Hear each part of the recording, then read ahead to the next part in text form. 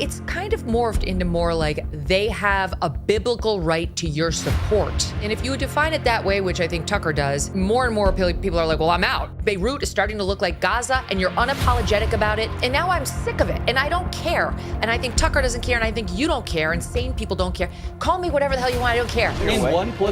What's up, everybody? In just a minute, I'm going to address Miss Megyn Kelly's gripe, which conveniently for us hits at the very heart of the matter, the proverbial elephant in the room since the Hamas mega attack on Israel on October 7, 2023, and the wars that have ensued since up until this very day.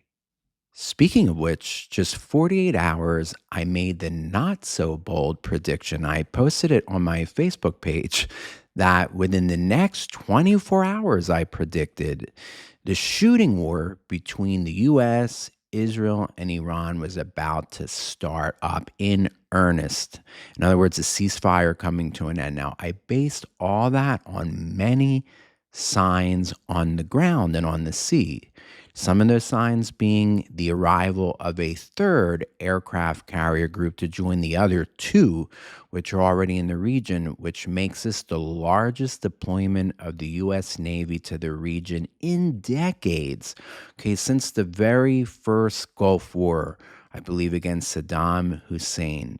Now, that was just one sign. Also, Israel put its national airport, Ben Gurion Airport, on a highest state of alert, the alert that precedes the shutting down of Israel's airspace, which to me betrayed that the country was preparing imminently to go back to war.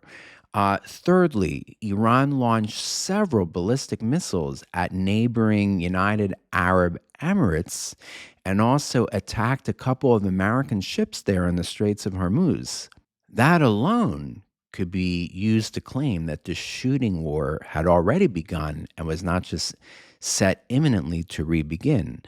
And there were other signs as well, namely a huge influx of military hardware into the region, not just what I just mentioned in terms of the arrival of the third aircraft carrier battle group, but also a ton of bombs and munitions being flown to Israel on or in what you could call an air convoy, just a nonstop arrival, plane after plane after plane to rearm Israel. So for all these reasons that I just cited, I thought the war was about to begin again. And it turns out that I'm wrong. And it just confirms what I've always known. I have no prophetic I have no prophetic gifts whatsoever. Never have claimed them. And I was wrong. How wrong? Well, I'm reading in today's headlines as I wake up this morning, drinking my cup of coffee, that we're now just 48 hours away from America announcing that a peace agreement has been arrived at. Okay, now what do I mean? What's the contours of this agreement? Well, supposedly in the next 48 hours, America will announce to the world that it and Iran are about to sit down for 30 days of negotiations. So obviously the ceasefire would continue during those 30 days, during which Iran is supposed to agree to cease in totality its enrichment of uranium for a period of at least 12 years and maybe as many as 15. Now, the United States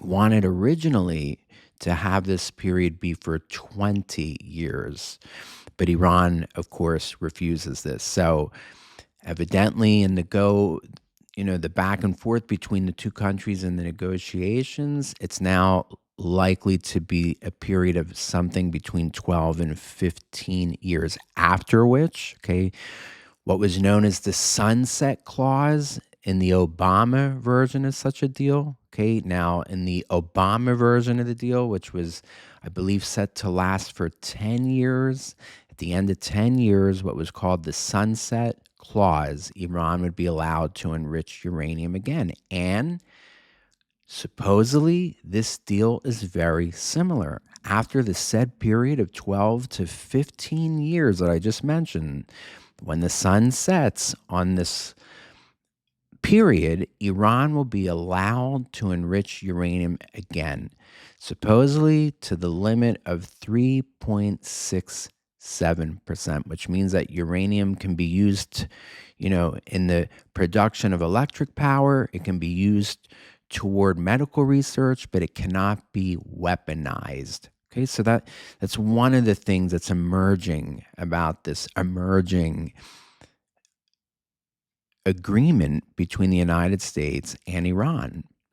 Now, what about that highly enriched uranium that's buried somewhere under the ruins of Iran's nuclear installations that were bombed by Israel and the United States in last summer's war? Well, supposedly, according to this burgeoning agreement, Iran will agree to having that nuclear dust, that highly enriched uranium, extricated from those ruins and exported somewhere beyond Iran's frontiers, whether that be Russia, whether that be some other country, whether it be the United States. Okay. But Iran, it is said that Iran is going to agree to have that nuclear dust basically exported elsewhere. Okay, so that's another thing that's coming out about this agreement in the works. Now, over the 30 days of negotiations that are going to take place, and we don't know where in the world they're going to take place, whether it's going to be Islamabad again or somewhere in Switzerland, but over those 30 days of negotiations, both Iran and the United States are to gradually remove all their mutual blockades to shipping in the Strait of Hormuz. Now, we all know that the Strait of Hormuz became central to America's pursuits in bringing this war to an end. Okay, what started out as a joint Israeli-American strategy to, destroy Iran's nuclear capabilities and to hopefully make the ground fertile for that regime to be overthrown either during the war or in the days and months after the war ends. That was the original goal.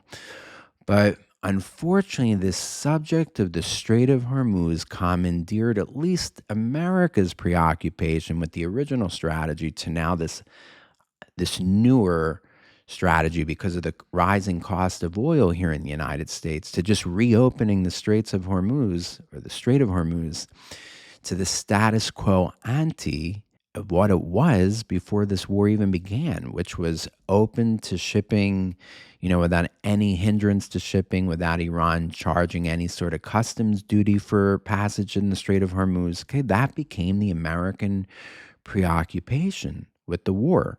Now, in addition to these things, the United States, for its part, is supposed to promise during these negotiations to unfreeze all of Iran's frozen assets that have been frozen all over the world, and ultimately to end all sanctions against that regime.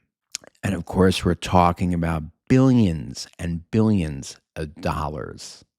Now, all of this, especially the Iranian part of promising to freeze all enrichment, to extricate, the nuclear dust, the highly enriched nuclear dust, all that is supposed to be verifiable under a very strict regime that will be put into place and which supposedly will include the ability to do surprise and unannounced inspections on Iran and its nuclear installations.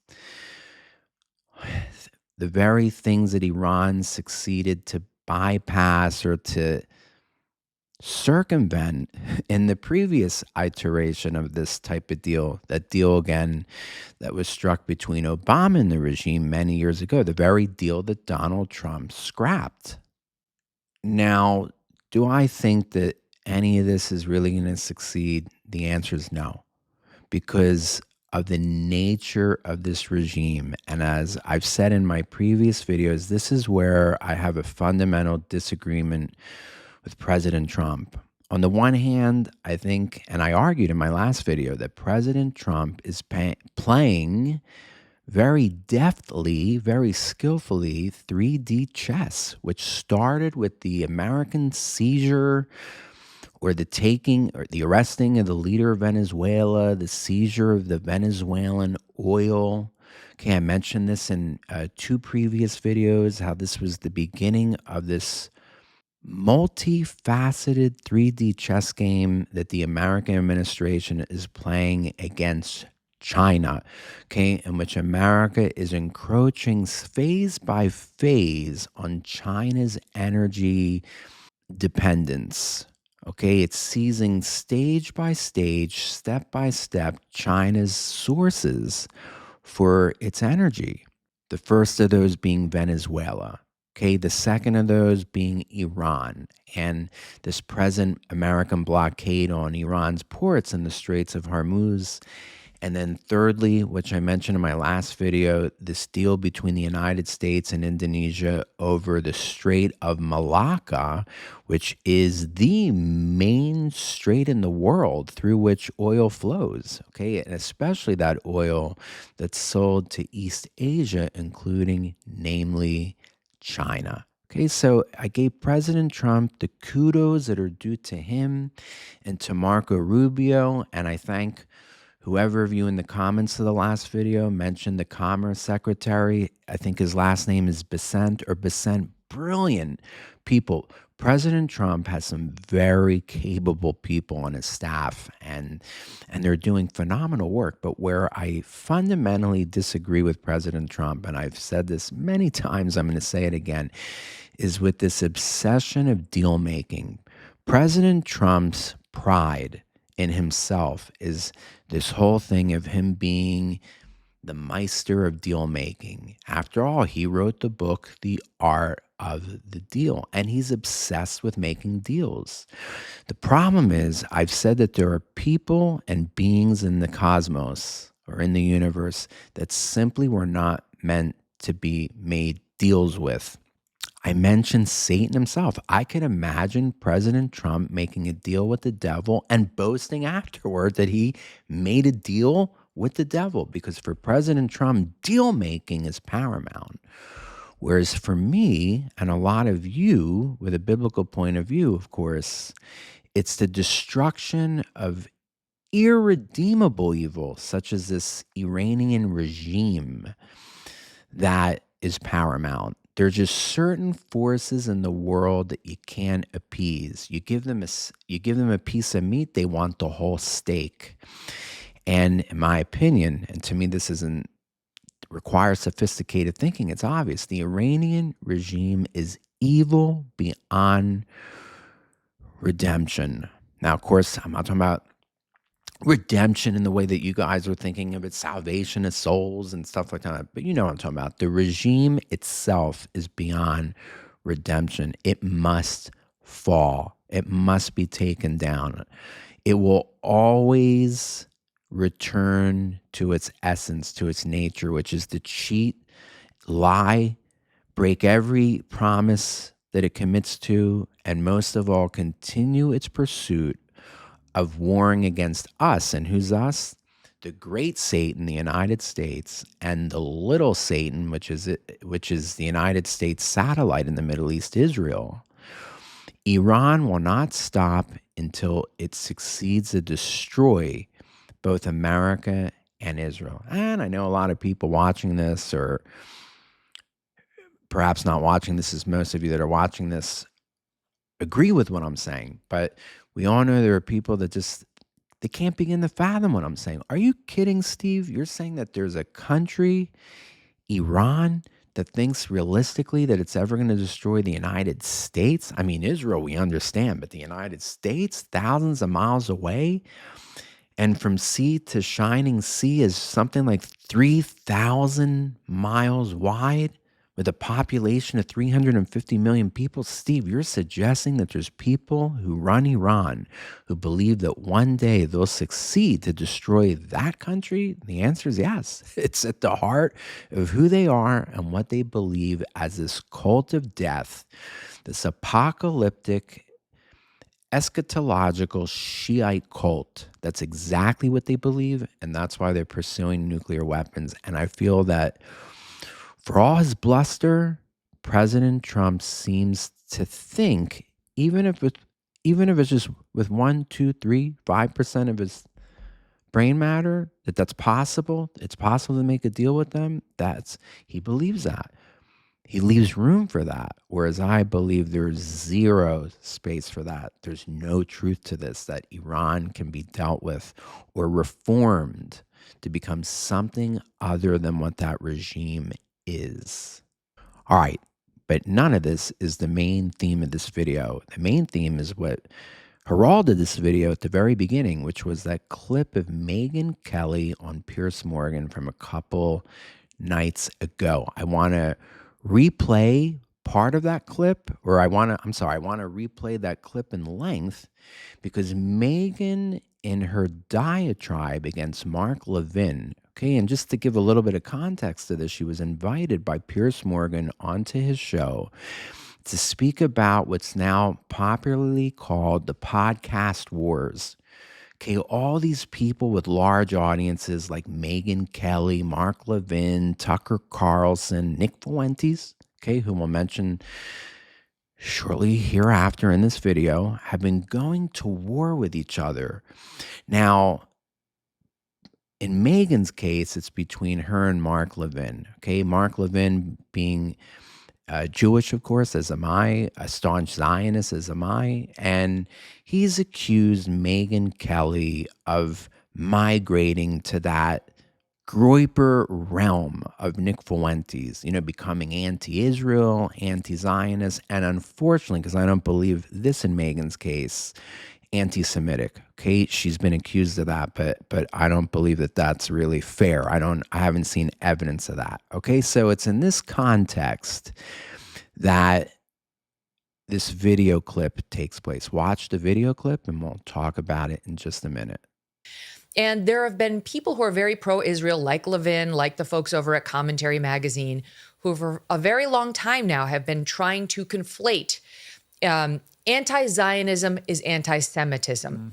And then a debate unfolded about what is anti-Zionism? Because many of us thought it was, do you believe that Israel, is a country, like they deserve to have a place to live?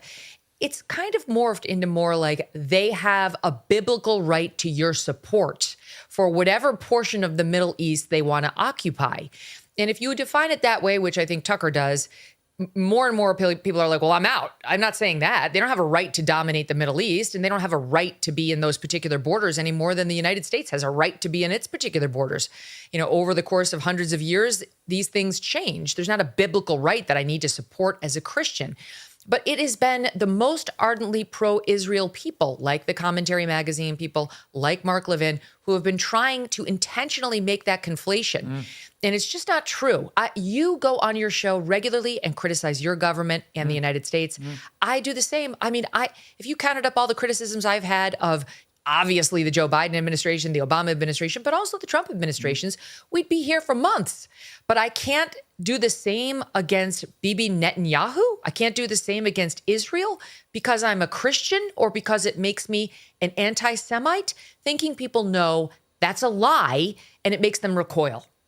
So in this discussion between Piers Morgan and Megyn Kelly regarding the massive space that the subject of Israel now occupies in the so-called podcast wars between people like her and Mark Levin, Tucker Carlson, and the like, in which charges of anti-Semitism or anti-Zionism, or its opposite, being a shill for Israel and Zionism, Megyn refines or reduces for our convenience what this is really about at its core, whether the nation state of Israel has a biblical right to its land or not, and whether Christians are bound to support that right. Now, I'm going to play a fragment of that longer clip that we just saw a minute ago to focus on one of two things here that I want to target. So listen to this clip again, but just to this particular fraction of the clip, okay, or this segment. And then a debate unfolded about what is anti Zionism? Because many of us thought it was, do you believe that Israel, is a country? Like they deserve to have a place to live. It's kind of morphed into more like they have a biblical right to your support for whatever portion of the Middle East they want to occupy. And if you define it that way, which I think Tucker does, more and more people are like, well, I'm out. I'm not saying that. They don't have a right to dominate the Middle East, and they don't have a right to be in those particular borders any more than the United States has a right to be in its particular borders. Over the course of hundreds of years, these things change. There's not a biblical right that I need to support as a Christian. Okay, wow, this is important stuff. And again, for our convenience, Megan reduces it. And I don't know if this was her purpose or intent, but she reduces this whole issue to its core. Here, Megan, like so many nominal Catholics or nominal Christians or even practicing Catholics, practicing Protestants, Reformed theology evangelicals, Megan reflects that view when she says, and I quote her, they don't have a right, they being the Jews or Israel, don't have a right to those borders any more than the United States has a biblical right to its borders. And again, Megan continues to conclude in that segment, there is not a biblical right that I, Megan Kelly, the Christian, okay, whether, again, it be Catholic or Reformed theology or Anglican, as Tucker Carlson is, there is not a biblical right that I need to support as a Christian. Now, this declaration of Megan and the spirit behind this declaration that there's not a biblical right that I need to support as a Christian, this biblical right of the Jews to its, to have these borders in Israel, okay, that Israel is just another country like Canada, like the United States, like some European country, that Israel possesses the land that it possesses today and is within the borders that it occupies today is nothing but a coincidence of history. In other words, history happens at random, and it's certainly not being sovereignly directed by the great maestro in the heavens, Yahweh, okay, to fulfill his purposes and his designs. But rather, Israel is just like any other country, and therefore Megan and any other professing Christian, whether they be Catholic or Protestant or Reformed theologians, they have no obligation to support any such right of the Jews. And for any of us who have followed social media's obsession with the Jews since October 7, 2023, since that mega Hamas attack on Israel a few years ago, any of us who have followed X or TikTok or any other social media platform will see that that's at the crux of this anger and this hatred towards Israel, which is largely comprised of replacement theology Christians, in addition to, of course, replacement theology Islam, and is really at the heart of this opposition to Israel. Now, I want to nip this thing at the bud. Okay, I'm going to read a few verses here from the book of Jeremiah, particularly from the chapters 31 and 32. Now, I've been reading through the book of Jeremiah over the past few weeks, and I'm just amazed at how many passages in Jeremiah refer to God's eternal covenant with the Jewish people for the land of Israel. And all the prophecies in Jeremiah related to the future restoration of the Jewish people to Israel within the confines or borders that God promised to Israel, is part of God's redemptive plan for the Jews and for Israel, which is part of the larger redemption plan for the world. So I want to read to you some of these verses. It's there for anybody who reads the Bible. And as you know, I'm a stickler for reading the Bible from cover to cover, something which Megan Kelly obviously has not done. For as she would see the verses that I'm about to read to you, she would realize, yeah, she does have an obligation as somebody who professes to be a Christian, to support what God is doing in this matter. So I've got the Bible here in front of me, and I'm going to begin here with Jeremiah chapter 31 and this follows the famous passages concerning the new covenant, okay? The prophecies regarding the New Testament covenant of salvation, okay? So here I'm picking things up from verse 35. Thus says Yahweh, who gives the sun for light by day, and the fixed order of the moon and the stars for light by night, who stirs up the sea so that its waves roar. Yahweh of hosts is his name. If this fixed order departs from before me, declares Yahweh, then shall the offspring of Israel cease from being a nation before me forever. Thus says Yahweh. If the heavens above can be measured, and the foundations of the earth below can be explored, then I will cast off all the offspring of Israel for all that they have done, declares the Lord, or declares Yahweh. Okay, so there it's referring to the everlasting or eternal nature to God's covenant between himself and the nation, and we're talking here about the ethnic nation of Israel. It's not referring to some spiritual Israel or spiritualized Israel. It's not referring to the church. It's obviously referring to ethnic Israel.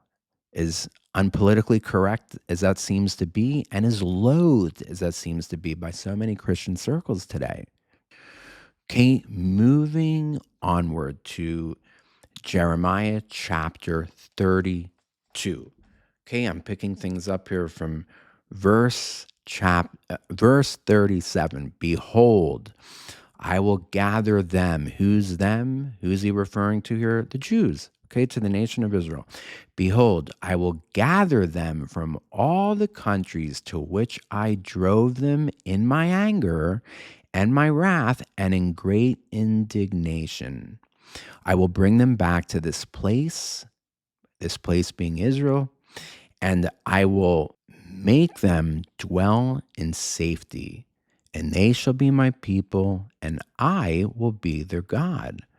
I will give them one heart and one way, that they may fear me forever, for their own good and the good of their children after them. I will make with them an everlasting covenant, that I will not turn away from doing good to them. And I will put the fear of me in their hearts, that they may not turn from me. I will rejoice in doing them good, and I will plant them in this land in faithfulness with all my heart and with all my soul. Wow. So here he's sort of echoing the theme of the previous chapter, the new covenant, the writing of the laws on the hearts of the Jewish people. But here he's combining that with the promise of the latter day physical restoration of the Jews to the physical land of Israel. Again, this cannot be allegorized the way so many Christians do. It's not a metaphor. It is to be taken literally. Okay, now I'm going to move on to Jeremiah 33. So I'm actually covering 3 chapters here. Chapters 31 to 33, not just 31 and 32, as I said earlier, but here's a couple verses from Jeremiah 33 to support what I'm arguing here. Okay, I'm picking things up now from verse 10. Thus says Yahweh, in this place of which you say, it is a waste without man or beast, in the cities of Judah and the streets of Jerusalem that are desolate, without man or inhabitant or beast, there shall be heard again the voice of mirth and the voice of gladness, the voice of the bridegroom and the voice of the bride, the voices of those who sing as they bring thank offerings to the house of Yahweh. Awesome. Okay. And lastly, also Jeremiah 33. I'm picking things up now from verse 23 of chapter 33. The word of Yahweh came to Jeremiah. Have you not observed that these people are saying the Lord has rejected the two clans that he chose? Okay, here he's referring to the two halves of the nation of Israel that split. Okay, Judah to the south and the all the other tribes to the north, collectively known as Israel. Okay, that northern kingdom. So here God is referring to both the northern kingdom of Israel as well as the southern kingdom of Judah. Again, have you not observed that these people are saying the Lord has rejected the two clans that he chose? Thus they have despised my people, so that they are no longer a nation in their sight. Thus says Yahweh, if I have not established my covenant with day and night, and the fixed order of heaven and earth, then I will reject the offspring of Jacob and David my servant, and will not choose one of his offspring to rule over the offspring of Abraham, Isaac, and Jacob. For I will restore their fortunes and will have mercy on them. So, folks, just in 3 chapters of Jeremiah, I've gone over at least 4, maybe 5 verses that totally put to death replacement theology. There's nothing in the bulk of Scripture, when you approach the Scripture holistically, as we all should, and not build theological kingdoms on single verses of the Bible. So many replacement theologists do, okay? But rather, when we approach the Bible holistically from the very first verse of Genesis to the very last verse in Revelation, there is nothing foundational for replacement theology to stand on. It crumbles in the face of biblical truth, and definitely in the face of these few verses that I just read. But unfortunately, the millions of people that profess to be Christians here in the United States do not read the Bible. And as it relates to Megyn Kelly in particular, is likely not even born again. Okay, Megyn is, from what I understand, okay, a nominal Catholic. Okay, one of 1.2 billion people in the world that claim to be Christian because they were born into some Christian tribe, whether that tribe be the Catholic Church or whether that tribe be the Russian Orthodox Church, whether that tribe be the Greek Orthodox Church. It's almost become an ethnicity to a 1.2 billion people on the earth. You know, that is, if I'm born into a Christian family, if I'm born into the Bible Belt of the United States, that makes me a Christian. But you folks who watch this channel regularly know better. Jesus very narrowly defined what a Christian is, and it's only those of us as individuals who have been born again, who have had this personal encounter with him that has led to a personal spiritual rebirth. And only then can you claim, or at least are you registered in the record books of heaven itself as a Christian. But problem is that you have millions and millions and millions of people running around claiming to be Christian who probably aren't according to those narrow parameters set by Jesus himself. But even if they are, they're not reading the Bible. And yet they sit on top of this empire of sorts. Okay, they have these YouTube channels or podcasts with millions of people in their audience who they're teaching the Bible to. Now, Megyn doesn't make any pretense to teach the Bible. You know who does? And we focused on him on several episodes previously. Tucker Carlson. Tucker Carlson, who I believe Megyn names, okay, in one of these segments of her that I've been showing you. Tucker does have the pretense of being America's teacher of the Bible on a popular level.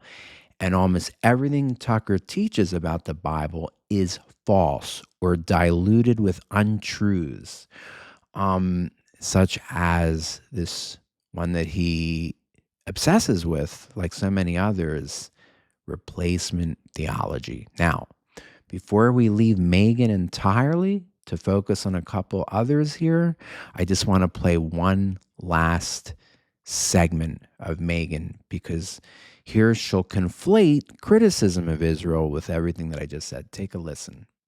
But it has been the most ardently pro-Israel people, like the Commentary Magazine people, like Mark Levin, who have been trying to intentionally make that conflation.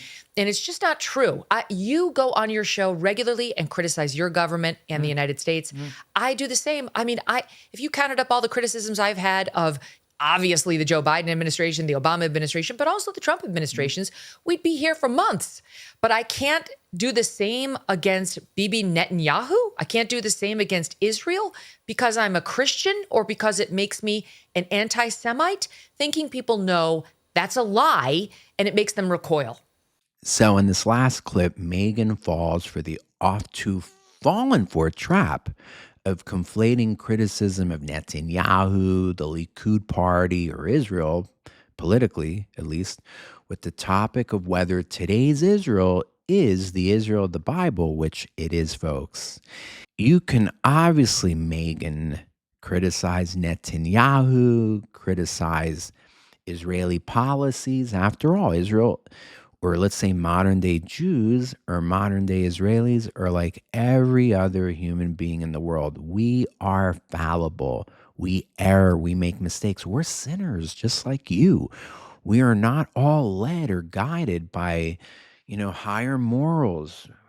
We're not all born again, okay? And to hold us to some lofty status that we don't even claim to have. Of course, you can criticize us. There are things about Israel that I even criticize, but where Megan errs is conflating the very fallen humanity of the Jews, which can be criticized like anybody else's, with the biblical promises that I just read that are non-negotiable because they stem or flow from Yahweh's faithfulness alone and are not contingent upon our faithfulness as a Jewish people. After all, every one of these verses that I just read from the Bible are preceded with, "Thus says Yahweh."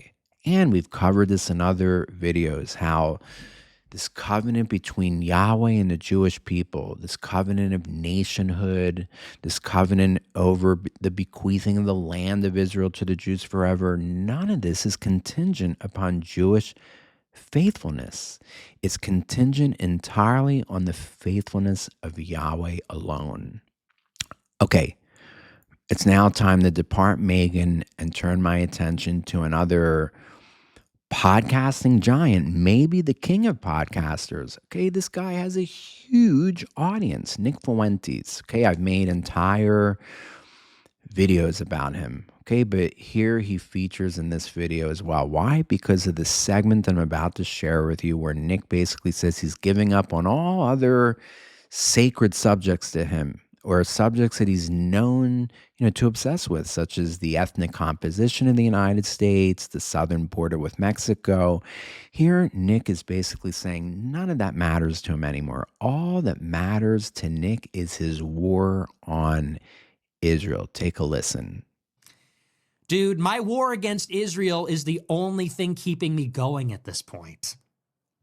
Immigration, who gives it? Country's over. It's over. Have you been outside? Do you ever actually even leave the studio? Do you know what it's like out there? We're already a non-white country. Get a grip. Get real, bro. We already live in Mogadishu. We already live in Islamabad. Have you been outside? LA, Chicago, New York. We live in hell. And that's just it's what it is. I know it's not exactly politically correct to say that. And listen, I know that's not exactly politically correct. Sorry, Snowflake. What, do you need a safe space? Did that just trigger you? It's where we live. That's on my Twitter, where it gives like the pin, your location. Drop location. That's where we all live right now. So the guy said, yeah, we need to focus on H-1Bs and immigration. I'm like, H-1Bs, dude, we're 50% non-white. It's cooked. Immigration. If that's the only issue, I'm going back to bed. People are talking about remigration, mass deportations. If that's the struggle, I'm going back to bed. Is my DoorDash here yet? I'm going back to bed. Wake me up when the nuclear war starts. Wake me up when the third temple is finished. That's the only thing keeping me going, is that we are in a war. We are in a pitched battle against the children of Esau. That's all there is. That's all there is. That's all that matters anymore, is that the Christians are in a war with the children of Esau.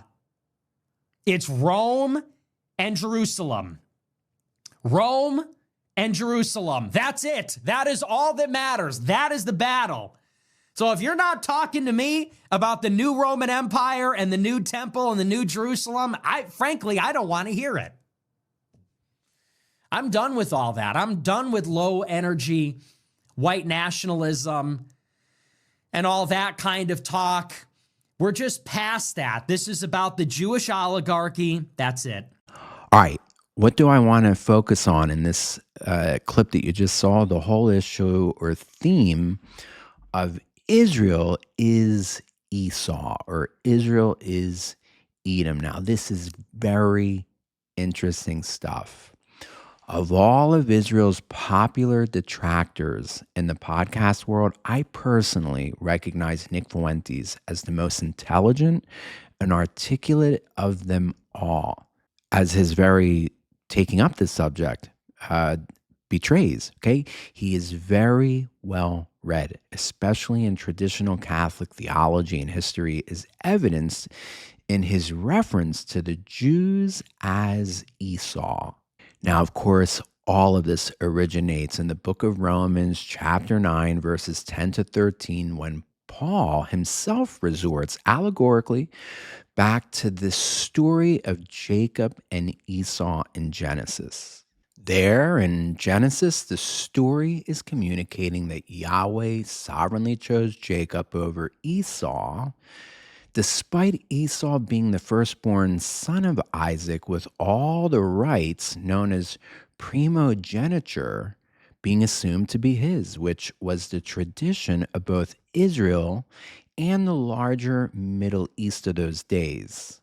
But there in Genesis, we learn that if Yahweh so chooses, he has the ultimate right to bypass such traditions or any law of men that's contrary to his own agenda or the furthering of his own aims. But in Romans, Paul retells this story from Genesis allegorically. Now, just know that the word allegoria in Greek means other meaning. And this is a very popular method of exegesis in Paul's day, especially to Hellenists like Paul. And when I say Hellenists like Paul, yeah, Paul's Jewish. But Paul was a Hellenized Jew, which simply means that he was raised in the Greek world and he spoke Greek as a mother tongue, okay, or at least one of his primary languages. Okay, Paul was a native Greek speaker. So as part of that world that Paul grew up in, he's very acquainted with the methodology of exegesis called allegory. Okay, so Paul retells the story of Genesis allegorically in Romans chapter 9 to teach that New Testament salvation by grace is now being represented allegorically by Jacob, which trumps the Mosaic code, which is unable to save, now being allegorically represented as Esau. But in this clip that I just shared with you, Nick draws on a long-held tradition in some Catholic circles, especially since the 4th century, that it's not just the law that is represented by Esau in Paul's retelling of Genesis in Romans chapter 9, but rather Esau or Edom now represents the Jewish nation as a whole, not just the law of Moses. Now, this is really interesting stuff. I even remember doing chorus work on this topic back at grad school at Hebrew University on Mount Scopus in Jerusalem, where I did my master's and then my PhD. You see, Judaism itself developed a theology that Rome, i.e., Christianity, Catholicism, was Esau or Edom. And this developed in Jewish theology about the time, or let's say by the time the Talmud was completed, sometime around the 6th century AD, as a result of Judaism having already suffered the persecution of first the Romans. Okay, remember, it's the Romans that destroyed our temple in 70 AD.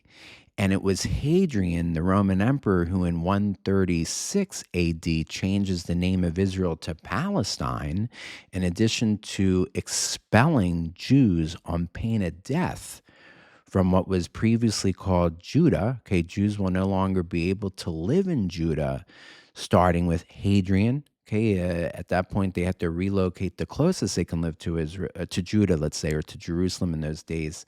Henceforth is Galilee, and the Christians, when they conquered Jerusalem, okay, and by Christians I mean Byzantium or the Byzantine Empire, which is really the Roman Empire having now turned or converted to Christianity, those Christianized Romans continue this form of persecution of the Jews in Judaism. So by the time the Talmud is formed in the 6th century AD, the Jews already have, and you can understand, okay, a lack of love for Christianity. And this no longer has to do with really the battle over whether Jesus is the Messiah, not the Messiah, which of course is at the heart of our debates to this very day.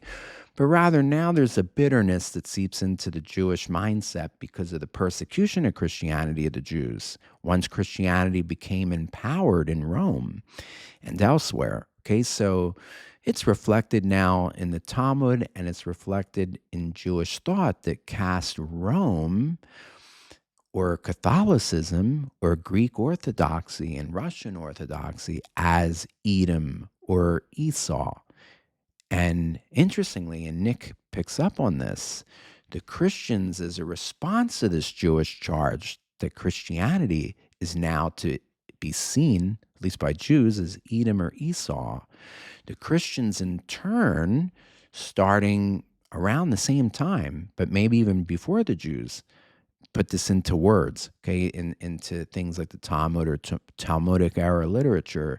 The Christians see the Jews, not just the Torah or the Mosaic laws. Paul states in Romans 9, but it's now the Jews as a people who are Esau or Edom. That's exactly what Nick is drawing on. Now, that Nick is even aware of this topic is a credit to his own study and reading, as well as a sign of what exactly lays behind his, as well as others, anti-Israelism, which stems from this medieval Catholic theology or dogma that I've covered elsewhere in other videos. Now, before I depart from Nick, to focus very briefly on a third person, I want to share with you another clip of Nick, because this is really important, where he comes out a couple days ago basically saying he's not a Republican, he's not a right-winger, he's a moderate Democrat. Now, this is very important, and I'll tell you why, but first, watch the clip. I care about affordability. I care about foreign interventions. I care about the border. I'm a non-woke moderate Democrat. I think the GOP needs to be destroyed. I think the corrupt criminal government of Trump needs to be slowed down. We need to impeach the orange. It's time to put this in a peach. Trump needs to be placed inside of a crystal. He needs to be impeached. This fat orange, tiny hands needs to be impeached. And then in 28, no Vance, no Rubio. We have to burn down the whole party. Wow. Okay, this is very fascinating. I'm not shocked by this, but it's still interesting because you see, Nick Fuentes has been long regarded as a right-winger, as a national socialist or Nazi. And here he's coming out and saying that he's none of the above. He's rather a mainstream Democrat. Now, why is this fascinating, other than it representing a total betrayal to probably millions of his followers who believe that he's a right winger. The reason why this is really interesting is because what came out in the news last week about the organization called the Southern Poverty Law Center. This is one of these left-wing organizations that calls anyone and everyone who disagrees with, left-wing agendas. It usually refers to them, which would include me, as, being a hater or a Nazi or an anti this or an anti that or an anti Semite. Okay, the Southern Poverty Law Center for years has published lists of organizations and individuals who they charge with racism, anti-Semitism, the hatred of blacks, the hatred of women. But it just came out a week ago, and this is because the Trump organization has brought charges against this Southern Poverty Law Center that they've actually paid several leading so-called conservatives. We're talking about what may perhaps be people like Nick Fuentes or Candace Owens, that it's been paying these people to be cutting edge, anti-Semitic, racist, every bad thing in the book in order to discredit anybody who's conservative or anybody who's right wing. Okay. And here, just a few days, and by the way, on the very day I believe these charges were announced, both Candace Owens and Nick Fuentes catch flights to Italy and spend several days there. Nobody knows why they simultaneously left the United States to go to Europe and what they were doing there for a few days, coincidentally after people suggested that they may be among the individuals we're talking about here in the Southern Poverty Law Center suit, or the suit against this organization by the Trump administration. Okay, is it possible that Nick and Candace are some of these individuals that were paid by the Southern Poverty Law Center to be these outlandish right-wingers, edgy, in order to make anybody who's conservative look bad? Well, it's interesting because only a few days later, when Nick returns from Italy, he comes out and basically says outright, I was never a Republican. I was never a right-winger. Hell, I'm just a moderate Democrat. Wow. Now, this is also interesting because back on January 6th, on that infamous day at the Capitol, Nick was one of the main rabble raisers, whipping the crowd into a frenzy to, go into the Capitol, to riots, whatever was caught on camera there. I'm not an expert on January 6th, but you guys know, okay, the riots, some of the vandalism that was done. I'm not saying the whole crowd that was at the Stop the Steal, demonstration were vandals or, acting out in violence that day, but some were, and Nick is filmed as being one of the main rabble raisers, one of the people whipping everybody else into a frenzy to break the law and to get in trouble. Keep moving towards the Capitol. It appears we are taking the Capitol back.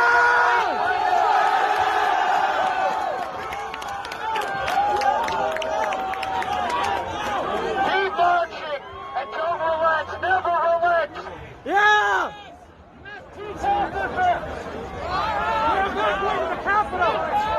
Break down the barriers and disregard the police. This Capitol belongs to us now.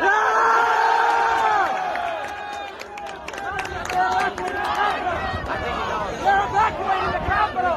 They're evacuating the Capitol. The police are evacuating the Capitol.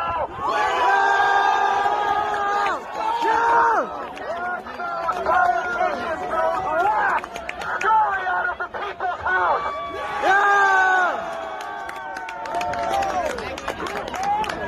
And that's exactly how it should be. These politicians don't represent us. They betray us. And now we are forcibly evicting them from the people's house.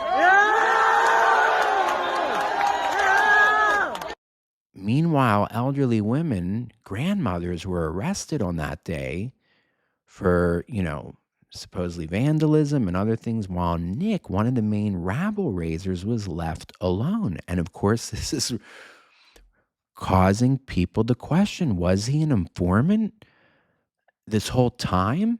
You know, was he always on the other side? Was he always a moderate Democrat? So this, my friends, this story is going to take some very interesting turns in the weeks to come, and I'm sure we'll address it in some future videos. Now, lastly, I want to turn to the third and final person who I'm not going to spend much time on because I find this person to lack substance of any kind worth addressing. And the only reason why I'm going to show you a clip from this guy, Theo Von, okay, and that's his name, and I only became aware of this guy a couple months ago, is because he has millions and millions of followers in the age group of your children, your grandchildren. And unlike very intelligent, well-read Nick or politically astute Megyn Kelly, I would never say that Megyn Kelly is stupid or vacuous, but I would absolutely say that about this guy, Theo Von. Take a look at this clip that came out just a couple days ago, and then I'll just say something about it before we conclude the video. But I do have a lot of uncomfort about America's relationship with Israel, the Israeli political leaders. That's what I mean. I believe that group it just feels like a satanic regime. It doesn't seem like, it feels like they just want to cause pain. They just, I mean, they don't even know where all the bodies from Gaza are, and they're already moved on to other places that they are attacking, and that America's associated now with their attacks. And I believe that will come here one day. I don't believe that that the Israeli leaders, that they have any intention to stop that. I don't see that they have any care for the American people. It doesn't seem like that. I've never heard that spoken. And I believe that if we don't speak up now, that our children won't have the chance to speak up, either by law or by worse. And that may sound crazy to some people, and that's fine if it does. If it does sound crazy to you and you think I'm crazy on that point of view, that's okay.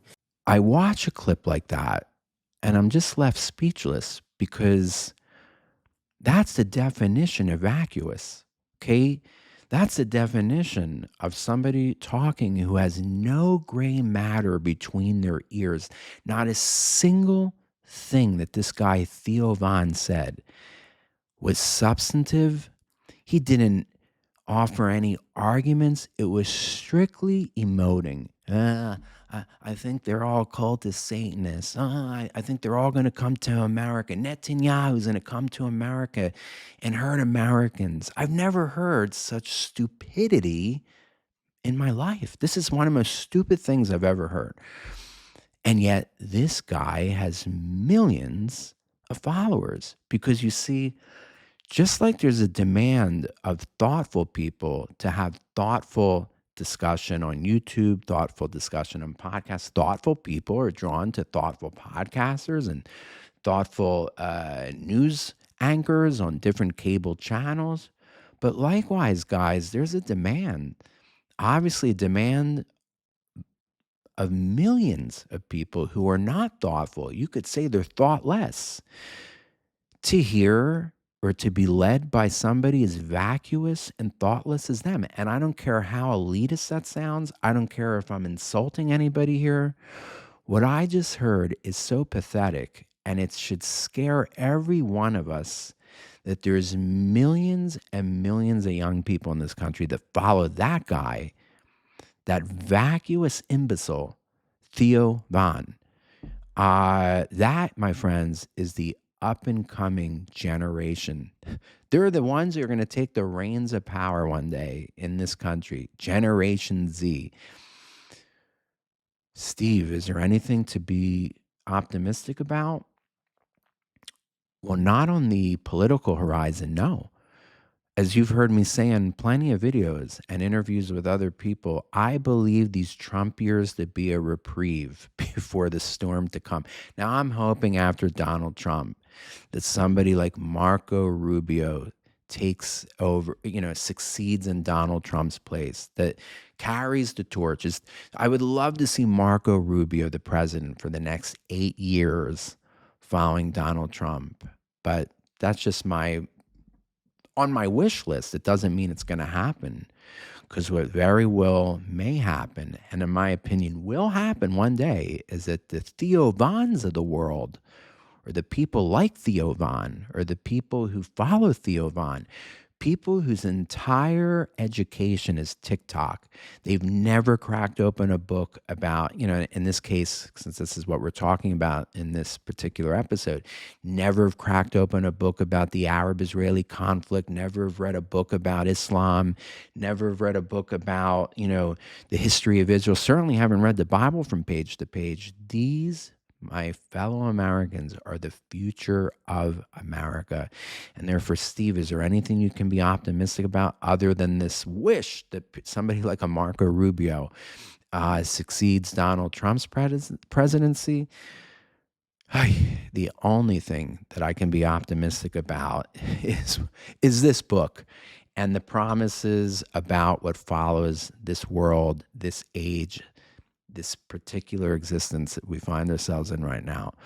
For friends, the world that we currently inhabit, according to the Bible, is racing towards its conclusion.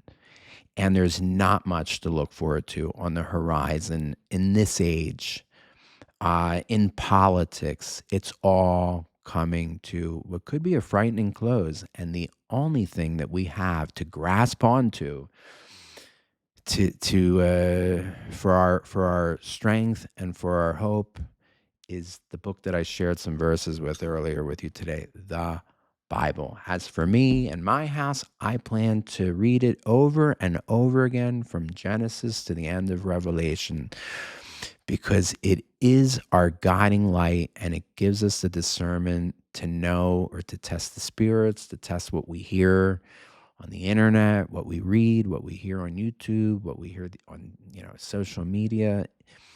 And you can see that those that have a dearth of knowledge in the Bible, though they claim to be these Christians and passionate Christians at that, if they're not grounded in the Word, they're like a ship without a rudder. And a ship without a rudder in the middle of the ocean is not the boat that you want to be sailing on. Anyway, folks, that's the end of this episode. I want to thank you that you spent your time with me today. If you want to treat me to a cup of coffee, you can do so by way of the link that I put at the bottom of every episode in the extended description of the video. It leads to my Ko-fi page, where you can treat me to a one-time cup of coffee or a repeated cup of coffee every month. I want to thank all of you who treated me to cups of coffee while I was in the war in Israel. It brought me much happiness to caress cups of Aroma. That's the country's leading coffee chain. Aroma coffees, Aroma espressos and cappuccinos and macchiatos during that 5 weeks of war. Anyway, this is Steve the Tour Guide signing you off, wishing you a great day and a great week as you continue to plod your way through this life. This is Steve the Tour Guide signing off. Bye-bye.